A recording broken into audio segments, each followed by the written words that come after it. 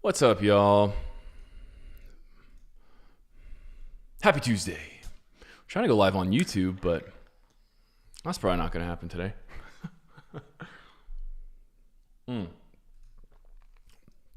I'm still in YouTube stream jail, but we're live on Facebook and Instagram, so what's up? Happy Tuesday. It's live call review time. We're doing it. If you're on Instagram, say what's up. If you're on Facebook, say what's up. Let me see if I can get y'all's comments in here. All right. Cool. Let's make sure we're good to go. We're going to be hanging out, reviewing a call together for the next 30, 45 minutes, maybe an hour. I'll mute this music. We're going to get going. So I hope your Tuesday's going well. Hope you're off to a good start of the week. Are we live on Instagram? That's the big question.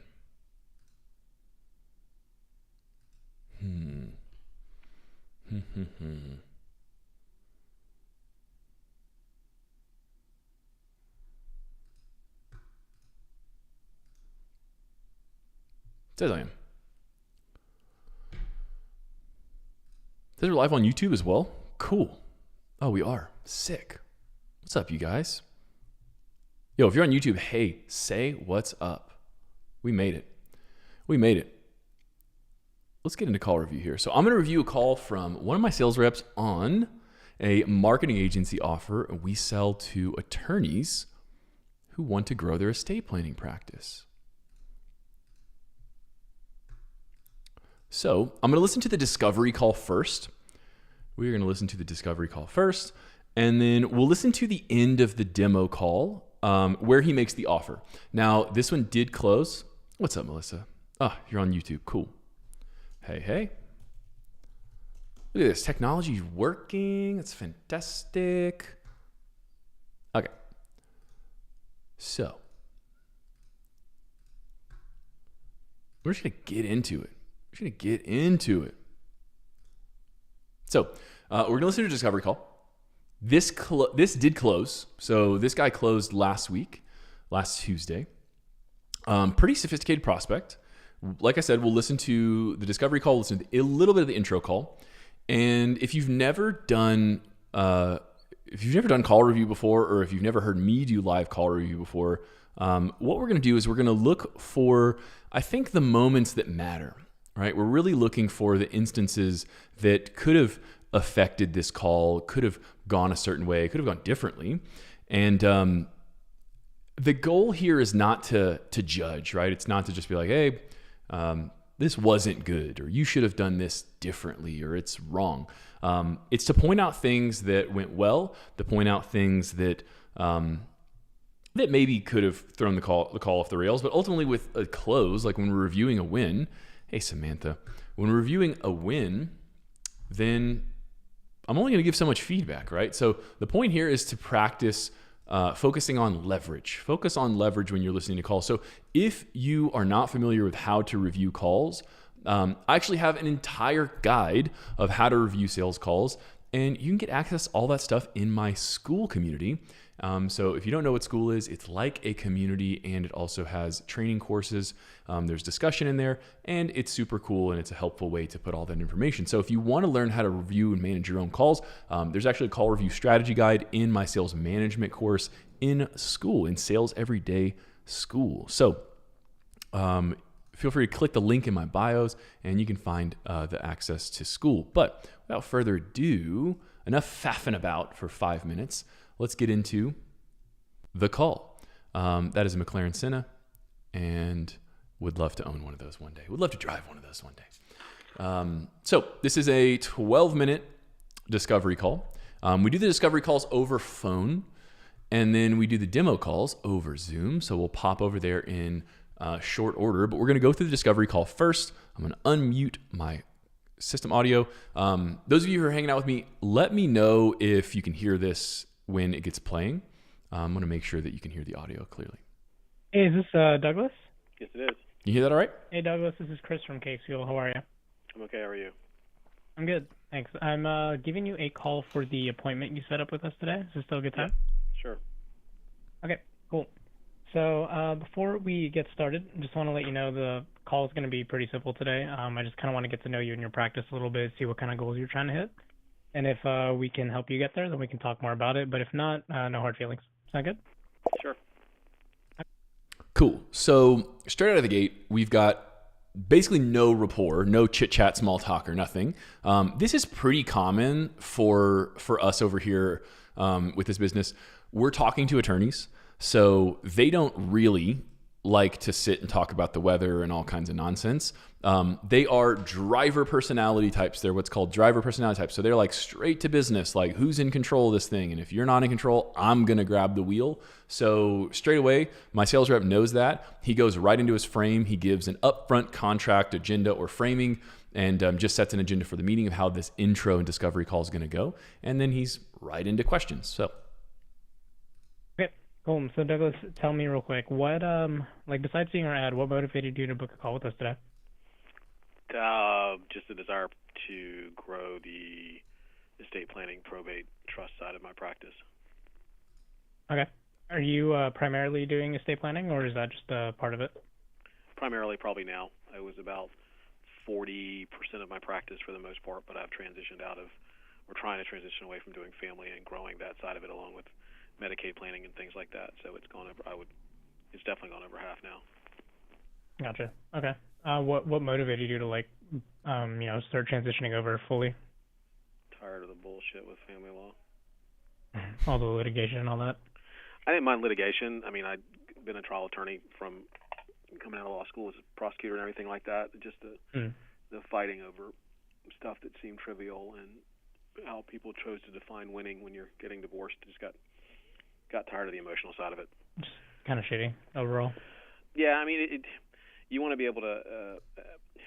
Okay, so there's something that you may or may not be picking up. So, what did the sales rep just do there that was actually helpful? Was actually a good thing. There was something really, really subtle that the sales rep just did. So you asked him a question like, "What motivated you to reach out?" He's like tired of doing the family law bullshit. He says bullshit. You can notice his tonality drops. Like he's already a quiet guy, the prospect is. So the attorney's already a quiet guy. And then his tonality drops even further when he says tired of the bullshit. And then something really, really subtle the sales rep just did there that was good. Let me know in the comments if you picked that up. What was it that the subtle thing that he did that was good?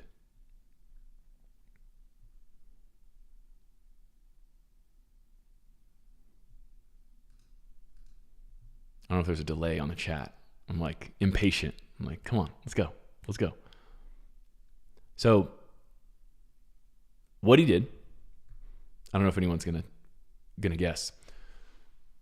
He slightly just mirrored him and he took a guess. He used what's called the power of suggestion or the law of suggestion.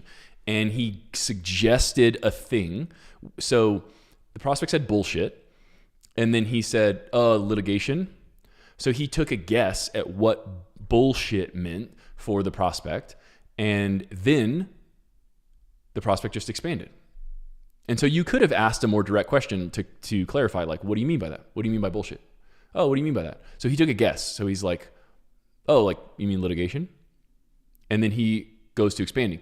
People fighting over things in law, like who gets what and blah, blah, blah. So family law, if you don't know, is a really messy practice area for an attorney. And it's like where you get to see some of the worst of people. So this is like divorces and I can't remember that term where people like disown themselves as children. It's really, really messy family law. And so that's extremely stressful and probably sad for the prospect to experience. So, but very, very simple. Very, very simple thing that you can do that you can learn from Chris Voss. which is called mirroring. And it's not mirroring like you think it is, like acting like someone or mirroring their body language or stuff like that. Mirroring basically means use a verbal cue that they gave you. So this was bullshit.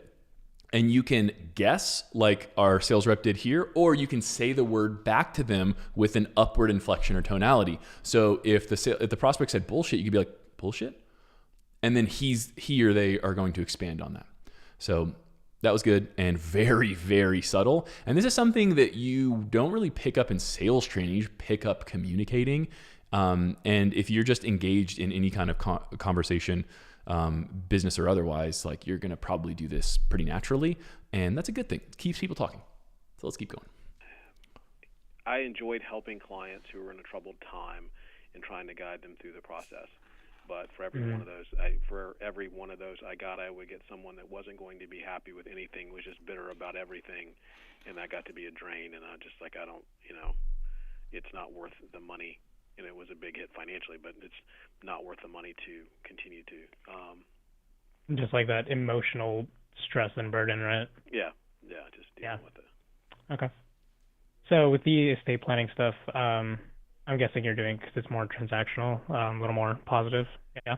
Yeah, for the most part. I mean, I've got, because of my litigation background, people send me stuff where it's contested, where heirs are pissed they didn't get what they think they should get, or want to fight and doing stuff like that. But yeah, it's a lot of it is more transactional. I mean, I would be thrilled to death if I could just do nothing but probates and just run papers and file all that stuff and rarely deal with people. But that's the joys of doing divorce work for so long. But yeah, so yeah. Okay. Tell me a little bit about the estate planning you guys have going on right now. Like, how are you guys getting your client? So just quick background, if you're not super familiar with how law practices operate, litigation refers to court cases, and this is what you see in Law and Order, and this is what you think of when you think attorneys. And then transactional law is the thing that you may not have experience with unless you've like incorporated your business or you've hired someone to maybe you've done some estate planning yourself. And so it's just documents and drafting and legal stuff that has to be drafted by an attorney. So if you've ever had a legal document drafted or created by a law office or by an attorney, even if you use like LegalZoom or something like that, that's actually transactional law. Incorporating an LLC is transactional law. Someone with a license to practice law has to oversee the creation of those documents to make sure that they are above board for the state that you're operating in. And so what we do is we help attorneys get more estate planning, wills, and trust-based clients. And that's a transactional practice area. And it's also pretty profitable, and it's a really good return on their time. So you don't spend months and months and months litigating in courts or trials or any of that kind of stuff, or appeals or judges and juries and blah, blah, blah. You don't do any of that stuff. And you're basically doing the documentation side of law. So it's very appealing, and that's the service that we provide through marketing service, and that's why it's so cool. Currently, I would say it's a split of almost 50-50 between my web-based marketing and referrals from people who know that I've been doing it for a long time. Okay. And I do some networking, but I'm not going out to like every kind of event and doing things. I've done some speaking at various places and go out there. It's just kind of people know that I do it. I probably could do a better job of schlepping myself and selling myself out there, but it gets to be. Okay. So yeah, this is really common for professional services and many people, right? So warm network, referrals, some networking, that's how he's getting clients right now. And obviously we do things a different way, and we run ads for them and have a whole funnel for them set up, and webinar funnel and appointment setters and all this kind of stuff. So there's a lot of cool things that we're going to do, and you won't get into a lot of that stuff today that I'm going to share with you on the demo, because we're not going to focus on the like system product side of the demo. We're really just going to focus on like how he responds to the close, to the offer. The web-based marketing, what are you doing there for the marketing side of it? I've got my website. There are some Google ads that are being run for me that seem to be doing a good job of generating leads on the probate side and the estate planning side. So I guess that would be the targeted marketing. I'm trying to remember what they're called. It's the local service ads, I think, is what they're doing. That's the main thing. I had some top spot BS stuff with Fine Law, and I'm waiting for all those contracts to cycle off, because I did not feel that was worth, the juice was not worth the squeeze. Is Fine Law like a referral based or like a pay per lead thing? Yeah, they had a lot of pay per click, top spot, So I'm about to skip ahead of some of this stuff just out of fear that it's incredibly boring. So most attorneys, if they do any type of digital advertising or digital marketing, they just do Google AdWords or LSA, local service ads. And so that's basically like when you go to your phone or your computer and you Google and you're like, hey, attorney or lawyer or whatever, then that's just like SEO and AdWords and like sponsored Google results, right? So that's how a lot of attorneys get their clients. And why that's okay for some practice areas is because when do you hire an attorney? Usually when at a reaction, right? Something happened and you hire an attorney. Now, estate planning operates very differently because you're not going to need to have an estate until you die. And so that could be 20, 30, 50 years away.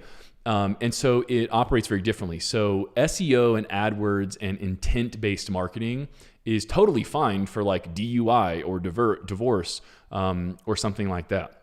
You're like, oh shit, I'm getting divorced. I need to get an attorney. And then you go and look for an attorney. So it's usually people searching out because they have a need. And so that's why a lot of law practices scale Google LSA. Estate planning needs to work very differently. And so this is really common. I'm going to skip ahead a little bit just so we don't bore you. And I do want to get to the close here pretty shortly because that's obviously where, that's where everything I think is more exciting. So I'm just going to skip ahead a few minutes. It's kind of, bringing a battleship to an event where you need a canoe. Mm-hmm. But that's a good way to put it. I like that. Yeah. Okay. 3 to 5 clients a month. Like, how many would you want to be taking in? I'd love to double it, or even or even more. I'd like to get into a point where it becomes, it's just where I could have a dedicated staff member who would just help in the docket, the document assembly, and being able to have all that. So at least doubling it would be great. Gotcha. Okay. Is this a solo practice, by the way, or do you have people with you? I am a sole practitioner.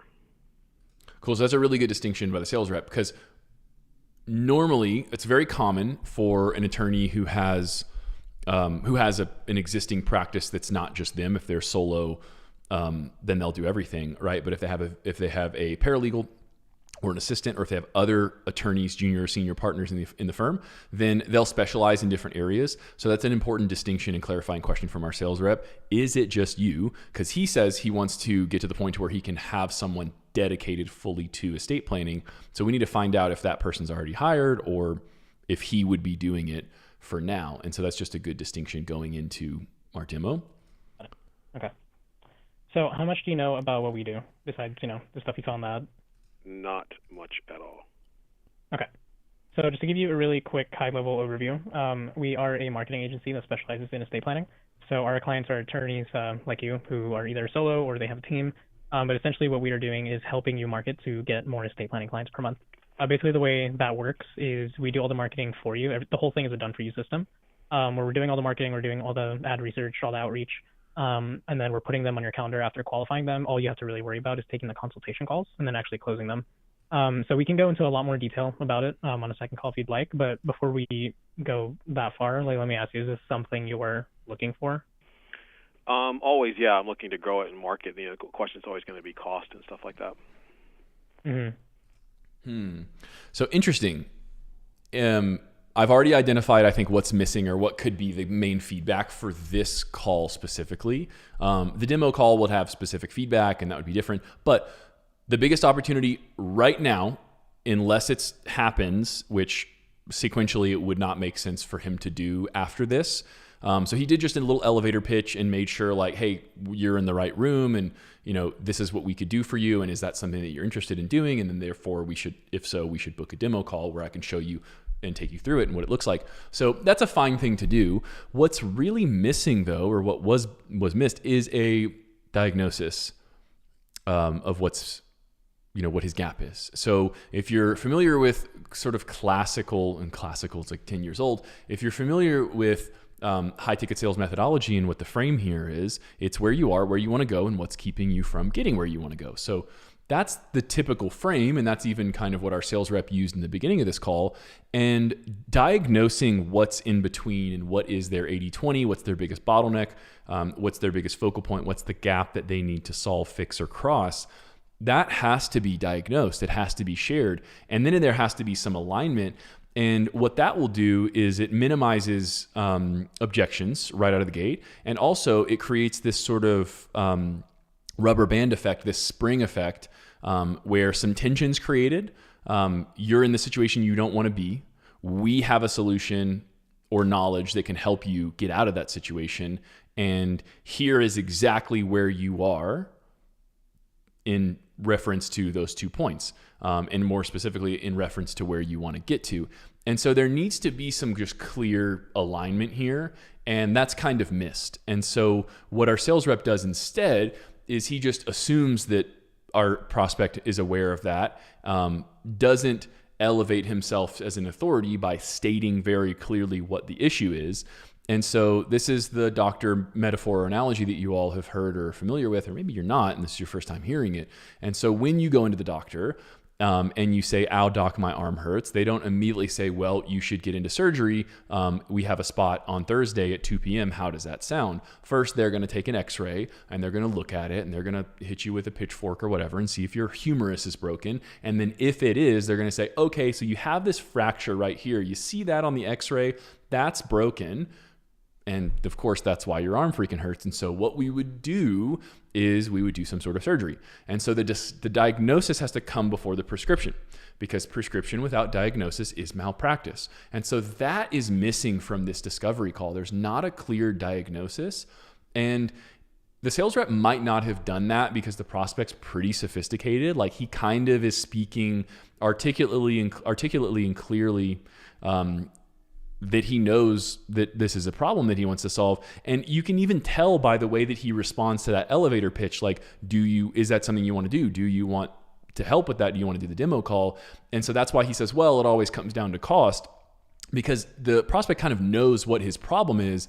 But at some point, whether it was 2 minutes ago or right now, it would have helped to just be like, okay, well, it definitely sounds like if you want to double the amount of estate planning clients you have per month, that you're going to need a dedicated marketing channel to that. So if you want to truly solve that and actually double your estate planning cases each month, then what I would recommend is that we get on a demo call where I could actually take you through the system, exactly how we would help you install that. Is that something you want to do? And he's going to still probably say, well, it depends on cost, but I just clearly leveled the playing field and made sure we're on the same page that your problem is you want to double what you're doing now in estate planning cases, but you don't have a way to do that. And so it seems really obvious, and still people don't do it. You need to be sure that what you have to sell to someone is what they want to buy, and it starts right here, and it continues when you prescribe or you pitch or you give a demo. And it definitely continues when you actually make them an offer attached to a price point and an ability to work with you. So that would be the most obvious and apparent coaching point. It's the coaching that I'll give to the sales rep directly. You're getting it here first. And Chris, if you're listening or watching, hi, that's your feedback for this call. And there's not really any point in us continuing too much more here on this call. So what we're going to do is we're now going to switch over to the demo call. And we're going to basically just like skip to the end. Like, I'm the guy that reads the last page of a book. I don't always do that, but if I'm in a bookstore, I'll do it. I'm the guy that's like, how does it end? Like, that's the point that I really care about. And you might think, well, Cody, spoilers and like all that stuff. Yeah, like sure. But ultimately this sale I know happens, right? So this deal closes, this call closes. But if you're pressed for time or you don't want to spend 20 hours a week reviewing a bunch of different freaking sales calls, the best use of your time, if you're going to review sales calls for your own business, your own sales, then you should be looking at the beginning and the end of sales calls. And then you can go back in and find the messy middle where things maybe went off the rails. But I can listen to the end of a sales call, how someone responds to the offer, and I can tell you what was missed and what happened to some degree of certainty and clarity earlier in the sales process. I can do it almost 100% of the time. So we're going to do that right now. You don't know what the offer is. I do. And I already told you that this deal closes. But what we're going to do together is we're going to find out how this prospect responds to the actual offer. So, by the way, please don't try to go and search this person, like their name's right there. So I'm trusting that that you all are going to be respectful human beings. I'm trusting in you. Don't breach my trust. Should we do this? Oh, that's nice. Let's do that actually. There you go. Cool. So let's listen to how they respond to the offer, shall we? How Big A, don't want to be locked into. I mean, like, okay, I'm gonna back it up a little bit. And let's back it up. Let's back it up. Let's back it up. Okay, cool. So before you make an offer, if you're not familiar with like my 7 non-fungible frameworks and sales methodology, when you get towards the end of a prescription, which is where we are right now, you should always do a temperature check. So I designed this demo process with the founder of this company, and we made sure there was a temperature check before we dropped the price and the offer. You should always do this. You want to make sure, like I just talked about in the discovery process, hey, we do this. This is your problem. We can help you with it. Is that something you want to talk more about getting solved? You should do that there in the diagnosis process. At the end of the prescription, after they know what the prescription is, you're still going to be like, is that the thing that you want to buy? Is that the thing that you would like? So what questions do you have? How does this sound? Does this sound like the thing that can help you do X, Y, and Z? Where would you like to go from here? These are all good temperature check questions. And they're basically questions to assess if what you just prescribed, presented, and sold to them is still the thing that they think is going to help them achieve what they want to achieve. So make sure you do that. I was like, why don't you take a guess? What do you think it's worth? And she's like, $10 million. And I was like, good news for you. It's way less than that. Right. Okay, cool story. Cool. So what it actually is to move forward today. It's a one-time setup fee of $2,500. That's just for us to get everything set up for you. And then after that, it's just a retainer of $2,250 per month plus $60 a day for ad spend, which comes out to about $1,800 per month. So roughly a $4,000 a month nut. Mm-hmm. That is about equal to one closed client. Okay, so just a strange guy thing that the prospect chooses to do, about a $4,000 a month nut. And then notice the simple reframe where our sales rep was like, yeah, that's about one closed client. So the prospect goes to think, okay, so it's going to be this much in cost per month. And then the sales rep just reframes, yep, it's one closed client. So he simplifies it and reframes where the focus is. The focus is not on the dollars spent, it's on the investment needed in order to generate a return. And so he's already planting seeds of return on investment as they get into, any objections or back and forth around moving forward or not.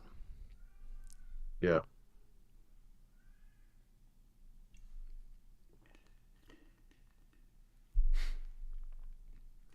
I don't know if you saw that. I don't know if you guys can see the little video block. I don't know if you guys could see that. The prospect did a funny little thing, which is really similar. Like we've all heard or really funny, it's common. We've all heard like the first person to talk loses and blah, blah, blah. And like silence is golden. And there's tension that happens when you make an offer and you drop price. And it's a little bit of a game and it is funny. And just because sales has been more majority, or been more mainstream and popularized, sales tactics have, the prospect did a little thing where like he said, yeah, and then like kind of paused for a second. And then he looked down at the screen, I'm assuming where he had the video block of our sales rep, to like, just, I think, make sure that he maintained control. And so that's something that prospects will do very often. Like just go with it, like sit in the discomfort. It's going to be awkward. Make a game out of it, smile, like just stay quiet. And so the prospect was I think testing the waters a little bit to see if our sales rep was going to like jump in and ease the tension, and he doesn't. I don't think he does. Let's listen. Nope. Good boy. Some notes. Yeah, go for it. Yep. So then he's like, just taking some notes. He's probably writing. Like, who knows what the hell he's actually writing down? Oops.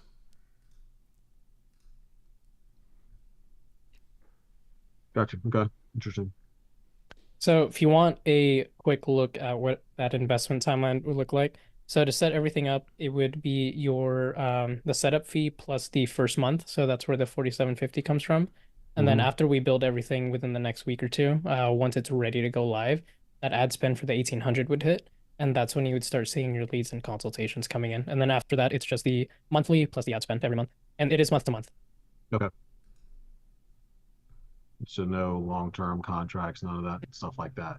So this is an important buying point. This is an important selling point for our prospect. So Chris just does what we always do, which gives them a further chronological or sequential breakdown of how the investment comes out and how everything comes out of their account and what they owe at what point. And then he just drops that it's all month to month. This ends up being a very important piece of buying criteria and selling point for our prospect, and you'll see why here in a moment. Nope.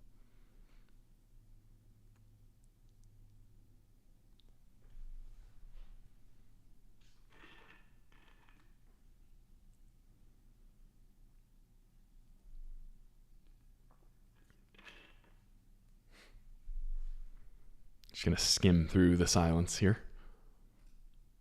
All right. Well, that's about it. Where do you want to go from here? Cool. So again, the same question that he asked on the intro call and just again a few minutes ago before going into price. This is the magic question. These are the magic 8 words. Where do you want to go from here? Where do you want to go from here? Ask this question all the time. When you reach pauses and inflection points in your sales process where you've delivered information and someone's kind of sitting on it, you can ask, where do you want to go from here? You can ask, what else? Anything else? What's next? You can ask any of these prompting questions. And so this is giving over one of the 2 things that all people want when they buy something. The 2 things that all people want when they buy something is, number 1, they want to feel as if they are in control.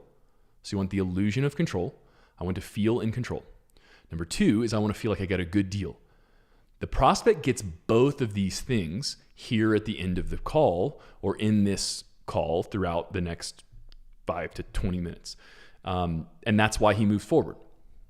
And I'll skim through some of this stuff to show you what I mean by that. So where do you want to go from here? Gives them control, and they get to tell you, I want to move forward, or I want to take this off and think about it, or whatever. And so you give them the keys and you let them drive the interaction, and then you are going to take them back when necessary. It's interesting. I'm very intrigued by it. And just, I have to figure out the only concern I have is that what I'm paying for with my search engine optimization, and I'm having to go through in my mind is I like doing the estate planning, but I also like doing some of the probate work. And so I don't necessarily want to just abandon the probate because I'm good at it and people send me a lot of it. Is And that what sometimes, your SEO is for? yeah, I mean, it's primarily probate guardianship and all my SEO is probate, estate planning, and guardianship. I don't think I do no, it is for all of it. I mean, I'm trying to remember how, the whatever the Google local ad, whatever thing they're called. Oh, Google My Business. Yeah, something that, and they've done a good job with the marketing on that, and it's a nice conversion. It's a lot better than what FindLaw was doing. FindLaw was crap. Mm-hmm. Well, that's not fair, but it just was. I wasn't getting a lot of attention because FindLaw's huge, so serving everybody, and so I kind of was getting squeezed a bit, and I didn't like that. Yeah, so that's just from a cost perspective, and what's my nut going to be? Because what I'm paying for that, what I'm paying for this. There's that term again. What's the float until I start seeing the revenue and everything else like that? Because I've taken a hit financially because I stopped doing family, so I'm turning down $35,000 to $5,000 retainers because I'm just like I don't want to deal with you. Okay, so before this gets too far away from a close, so if you've never consumed any sales training from me, the 7 frameworks that I believe exist in a consultative psychological journey or sales process, one of them, the 7th, is resistance. There will always be resistance to change. It will be resistance to the money, resistance to doing the work, resistance to what he's talking about is the money he's already spending, the money he's going to have to spend to do this, and that last thing he just said, the time it will take to see a return or possibly see a return. Now, I don't know if our sales rep handles that. That's where I would go. I'm going to see together with you live in a moment. So let's see if he addresses that. But all people have resistance to change, and especially when that change is attached to thousands of dollars. That's just normal. We only do things immediately and instinctually that bring us instant gratification. You have no resistance to pick up your phone and go scroll on Instagram or TikTok. You have zero resistance to doing that. You have no resistance to eating a sweet treat because there's dopamine that's immediately flooded into your brain for doing so. But things that take time, money, effort, sacrifice, struggle, change, we always will have resistance to. So even though this ends up closing, he's giving us an objection or resistance. I'm already spending thousands of dollars and I'm not sure when I'm going to see the return on this. And so that is the only thing that we can control. So our sales rep kind of goes on a fact finding like, oh, what's the other, is it that, is it this, these other things that he talked about in the intro call and probably throughout the demo call that he's already spending money on, like the Google My Business and LSA. And so he asks to clarify that, which is fine. But then the immediate thing that we can control and influence is what he just said, when I'm going to see a return. And so that's what I would want to focus on. And so I can bring his certainty and clarity up around when he's going to see his return on investment from this system. Because I can't control how much money he's spending on the other marketing thing. And I'm not going to try to tell him to stop doing that. That's his decision to make. What I can influence is his certainty and clarity on how he's going to make his money back with this system. So that's where we need to go. Let's see if he goes there. Crap anymore. When'd you stop? Last summer, probably. Okay, so it's been a little while. Yeah, I mean, it's been a good 6 months now. So I would say, yeah, I took in some divorce cases in August and September because I wanted to pay bills, but I'm not, I mean, really since the turn of the year, I've been very aggressive in not taking them unless they're very simple issues. If it's any kind of custody battle or a bitter alimony battle or bitter equitable distribution, I punch out and say thanks, but no thanks, I'm good. So that's what I'm doing. Yeah, it's intriguing. So is the concern I guess like the retainer, or is it more on the timeline for the return on the investment? It's probably more on because I understand ROI takes time to build, so I'm not so concerned about that. It's more about the retainer and just looking at, what's my monthly nut going to be with my other obligations. So I'm just adding $4,000 to the monthly nut and do. You really keep saying nut, and it's making me uncomfortable. I'm hoping it is you too. So that's interesting. That's kind of different. That's a kind of different response than I thought I was going to get. I'm proud of our sales rep here for specifying, like we have to isolate an objection. We can't overcome a vague or ambiguous objection. So you have to isolate what is his actual resistance to. And so it is the monthly cash flow or expenditure across all of his marketing spend. And he has a realistic and reasonable expectation regarding ROI, which is cool. But that kind of contradicts what he just said.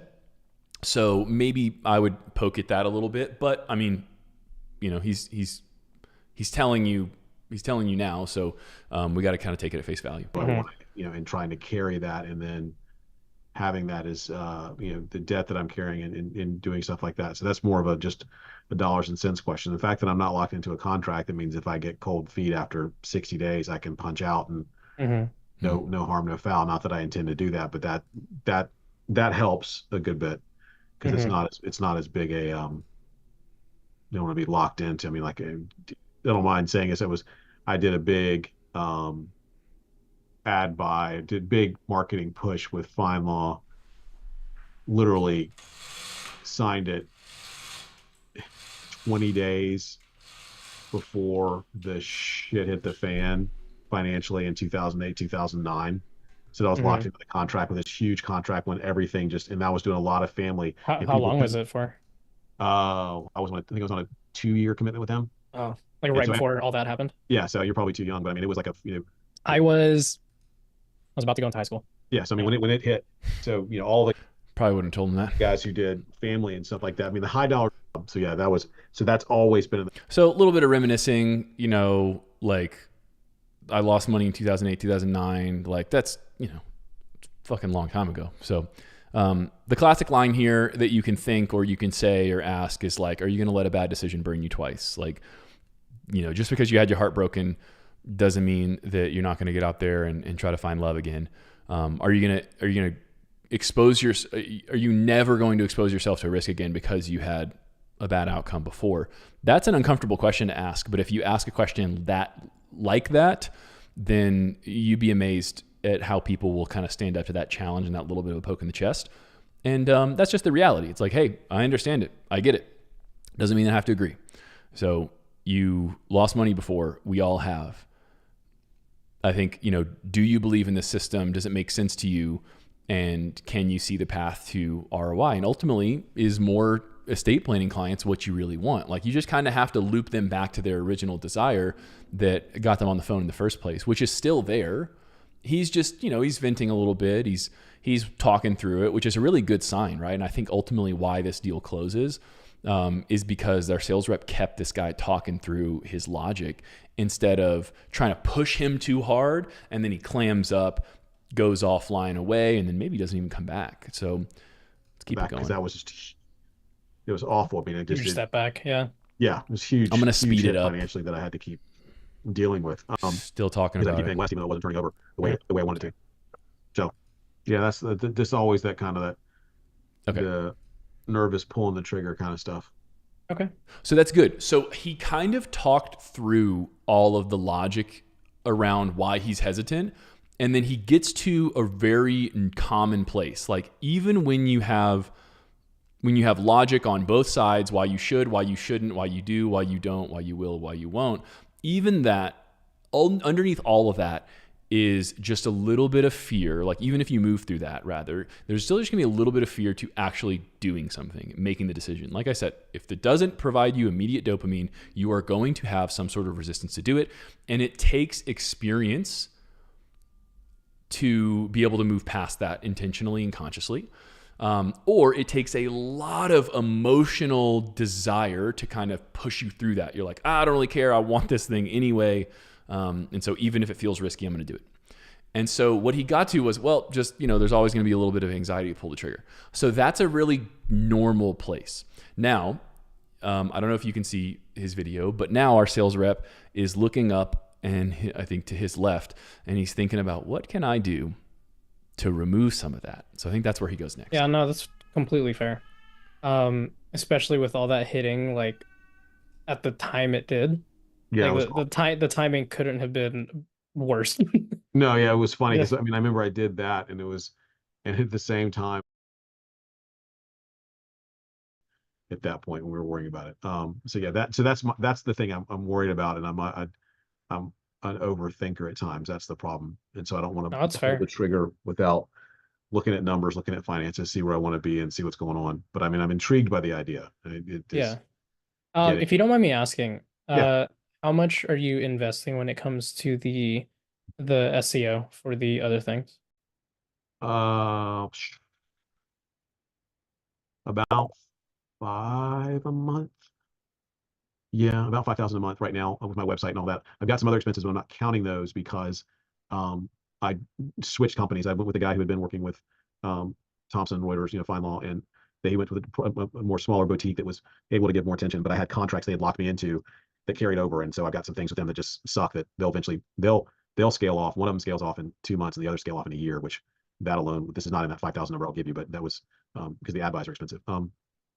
That'll free up like another $1,800 a month when those come off. It's just not knowing about marketing and not taking the time to learn about SEO and everything like that. I just would hear stuff and it sounded. It's a lot. It's a lot. So it always it's made me very gun shy because I have heard people and think I know, and then I've just been I know I've been fleeced or taken down a path, and that's like always in the back of my mind. So I don't want to get fleeced again. Not that I'm accusing you of trying to fleece me, but it's just that whole having to be skeptical and be much more mindful of what I'm doing. Absolutely, no, it's totally fair. Here, let's have a quick look at this again. So the one-time setup fee.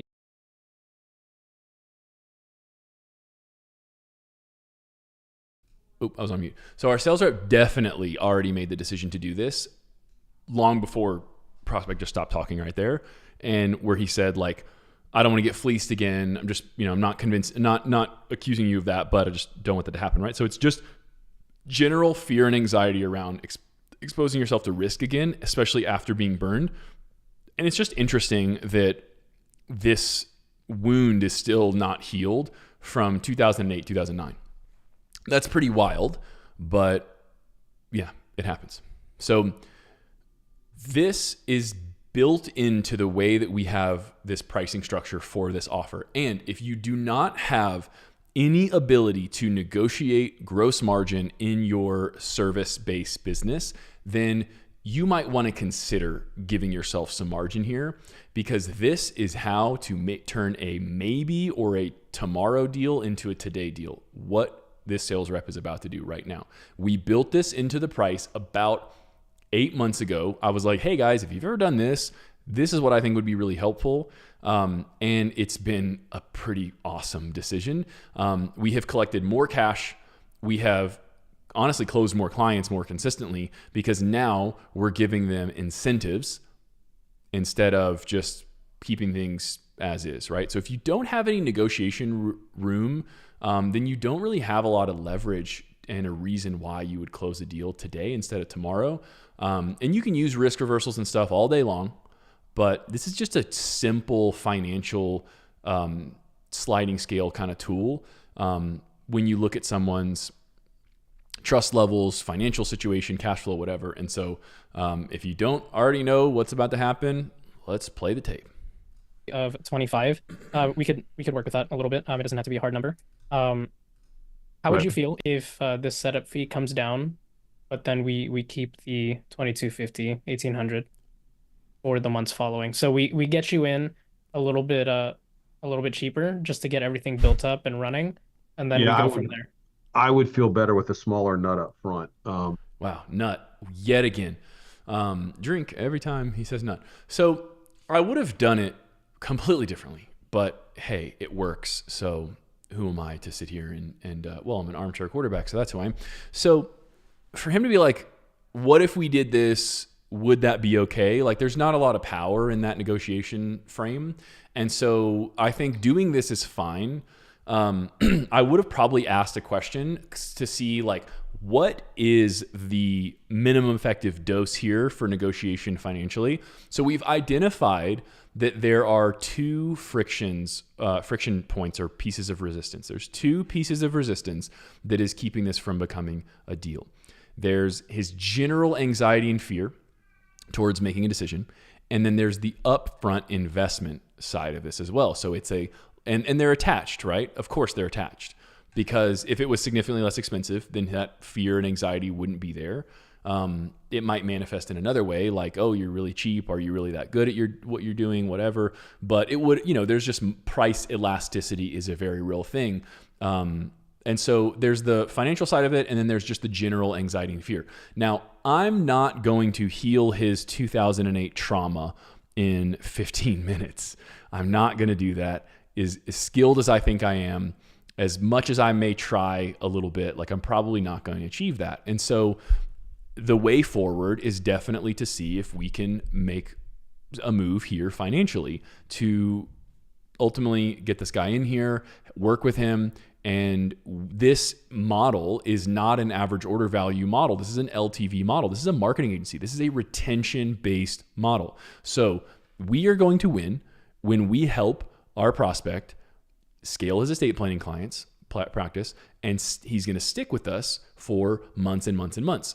So we are in a winnable scenario here if he sticks for at least 3 to 6 months, and our average retention is closer to 6 months. So it's okay to take a little bit of a haircut on the front to build trust with this guy, and we are going to make it up on the back end. It is very likely that that's the reality here. I'm very confident, and I have informed the sales team, and that's how we like to do things. Now, if you have a different philosophy, that's cool. If you don't have any negotiation room in your pricing, that sucks for you, because we are in a contractive economic state, and even lawyers are feeling the pain. Now, if you want to get into a discussion and an argument as to, like, you should go and cancel that SEO and stop paying those other people $2,000, like, good luck, dude. Good luck barking up that tree. So it's a very simple thing for our sales rep to just drop the price. Now, all of that ranting and meandering, what I would have said, or what I would have asked is I would have said, okay, so I understand, Mr. Customer, that the upfront investment right now is causing a little bit of heartburn for you to get your nut. The nut is too big to crack. It's a huge nut. Please don't censor me for saying nut. But so what would be ideal to help you move forward with this? You said it makes sense. This is what you want to do. Ultimately, you want to move to a more transactional estate planning practice for your practice. What would make sense for you to move forward if we were going to get this done today? And then he's going to give you a number. You are bringing him to a negotiation table and you're like, hey, I get it. I hear your concerns. They're valid. That's fair. Like yada, yada. What's the number, man? And then he's going to give you a number. And then you can kind of land wherever you feel realistic. And then that's just the back and forth. So make him make you an offer and then you can refuse it and counter. So he's going to make you an offer and he's like, yeah, if you could do this much, like then I'd go for it. Okay. Well, I can't do that, but what I would be willing to do is this. And people want to buy from people who are reasonable. People buy from people they like, and they want to buy from someone who's like reasonable and not going to like squeeze their head, as Kevin O'Leary says. So I would have done that before landing on a specific number. But our sales rep doesn't do this. He just kind of like throws a number out there. He takes $1,000 off. I think he could have probably taken less off. Who knows? But it gets the deal done. Okay. You understand the cost there. That's the thing is just with paying some other bills I'm paying, I'm like, okay, I really don't feel like forking out $5,000 today. Yeah. Okay. Interesting distinction there. Anytime you get a price objection, it is always either they don't have the money or they don't want to spend the money. And it is more so often, majority of time, it is that they don't want to spend the money that they already have. So bear that in mind. Like usually when you get a price objection, it's not that they actually do not have those funds at all. It's usually more so that they just don't really want to spend it. And so he tells you, I really don't want to spend $5,000 today. So that tells me he's got the money, but he doesn't see enough value or he's in too much current, financial pain for his own personal comfort zone that he doesn't want to spend that money. And yeah, you could debate, if you wanted to really squeeze his head and go for more or not. Like I said, this is a retention model. I'd rather get the deal and then we make this guy extremely happy and we work with him for a year or two and like, fuck your $1,000 that you lost on the front end, right? Like you made up $25,000, $30,000, $50,000. This guy could refer us 5 clients. Like you have to understand what business you're really in. And if you're a marketing agency, you're in the relationship and retention business. You're in the LTV business. The only real business ratio that matters is LTV to CAC. So how about this? Why don't we, just to get you in the door and make it a little bit easier, because I do believe with everything you have going on right now and just from talking to you for the past hour, I think you're very sophisticated and you can do really well in this program. Because honestly, you only need one close to pay for it. Right. I mean, I have no concern about talking with clients. That's gasses him up a little bit. Yeah. I mean, the webinar I'll probably talk too much. Because I used to. It's okay. We'll let you know if it's too much, and we'll cut it down. Yeah, I like to talk. So. Yeah, no, it's a good thing. So, yeah, I think you'll do really well. Why don't we just do this? Let's take 1,000 off the top. We'll just do 1,500. Okay. And then we'll go from there. What do you think? That's fine. Okay. Cool. So let's do this for next step. Let's go over. Done. Then from there, it's just he goes over the agreement, he collects payment, and they get started, schedule an onboarding call. That's it. That's done. You see how easy that was? And what that tells me, because there was no resistance or pain after the negotiation, after the offer there of taking 1,000 off the top, it was probably more than he was expecting. He probably could have taken 500 off. He probably could have done the whole thing. I don't know. Who knows? But this is how it happened. And that's a new client for the business. And everything's good. Sales rep made some money. The guy felt like he got a good deal. He got his he got a little gas in his tank from the sales rep there. Like, you're sophisticated. You're going to do really well. Like, I don't think you'll have a problem closing. And he's like, yeah, No problem. So that's good, right? The lesson here, there are several. In the intro call, in the discovery process, there has to be a clear diagnosis. This is your obstacle. This is your 80-20. This is the biggest problem that you're facing right now. This is the gap that's keeping you from where you want to be. That has to happen. That is a necessary and essential part of the sales process. And it is my biggest point of feedback for the sales rep. And when you get into a negotiation, you have to understand where your leverage points are and where your variables. And so we did a great job understanding what the real objection was. The objection was cash flow management because he has other expenses, and the overall fear and anxiety of potentially exposing himself to risk, which you can't really avoid in business. You have to expose yourself to risk. You have to risk it to get biscuit. And so the only other thing was just dealing with the cash flow thing. And so the sales rep did a good job of taking that away and taking that off the table and therefore getting a deal. And then I think just the nuance of understanding like what's the deal that the prospect wants. So I understand that upfront cash flow is the issue. So what do you have in mind? Like what would make this make sense for you to move forward today? And that's a scary question for a lot of you to ask. And you need to make that question easy to ask. If you can't ask questions like that, then you're only getting lay down sales. If you can't ask questions like that, you're only getting lay down sales. And that's a travesty. So that was our live call review today. 'Twas it. It's always fun hanging out. Excited to get more of you all in here as we do these more consistently. And every Tuesday at 3 p.m. Eastern, for now, this is where we're going to be hanging out. We're going to be reviewing calls together. And so if you want your call reviewed, go to my links in the bio, my link tree in the bio, of my Instagram, of my Facebook, and you can actually submit your sales calls to be reviewed. And I can't guarantee that we'll get to yours and that we'll choose yours, but you can be considered for live call review. So hopefully this was fun. I hope that you learned a little bit. Hopefully we grew together hanging out here. And I'll see you on the next one. So this Friday at 3 p.m. Eastern, I'm going to do kind of a pipeline review and a weekly review. So we're going to review opportunities, we're going to review patterns, and hope to have a few of you, engage with me there and kind of tell me what's showing up in your pipeline and what people are telling you on your calls. So what objections you're getting and what patterns you're noticing, and we'll chop it up a little bit on Friday afternoon. So take care, and let's go make some sales. See ya.